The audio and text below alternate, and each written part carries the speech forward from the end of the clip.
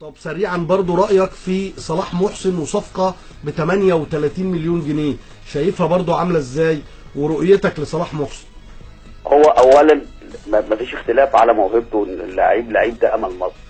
بس انا معترض على حته يا وليد، وانت تعرف الكلام ده، يعني انت لعيب كوره وعارف. انت عارف في غيره من اللعيبه لما لعيب زي ده، هو اولا النادي الاهلي ما دفعش، يعني المفروض ان اللعيبه بتعرف ان النادي الاهلي مش هو صاحب الصفقه. صح.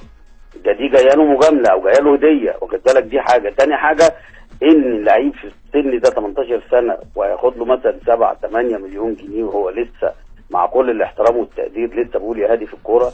فدي سلاح ذو حدين، يا اما هو يعمل وياخد النهج بتاع محمد صلاح ويقول لك لا دي مش فلوس، انا هدفي اكبر من كده وعايز احترف في اوروبا، ويرمي الكلام ورا داره. اما لو بص للفلوس دي هتعرقله وهتوقعه، وبعد كده مش هتحس بيه ولا هتحس بالصفقه دي كلها. طيب بس هو خامه كويسه. خامة كويسة. طبعا. لكن يستحق الرقم الكبير ده؟ لا، ما احنا قلنا دي هديه بقى. دي هديه.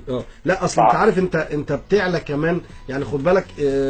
انت هتضطر كده تدي لعبد الله السعيد اللي هو عايزه. طب رايك في عبد الله السعيد واداؤه مع النادي الاهلي؟ الفتره دي ماشي كويس جدا جدا.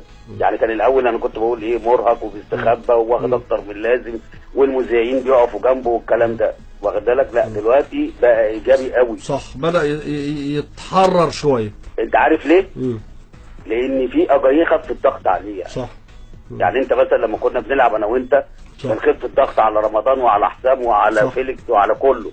انما لما تكون انت لوحدك، شوف انت بتشيل الهم زي دلوقتي ايمن حفني. صح. ما لو في حد بيشيل الضغط على ايمن حفني هيروح كل شويه للجون، انما المشكله ان بيدوا الكره لايمن وقفوا يتفرجوا عليه، ما فيش اللي بيساعده، ما فيش اللي بيعاونه، ما فيش اللي هو بيترجم له.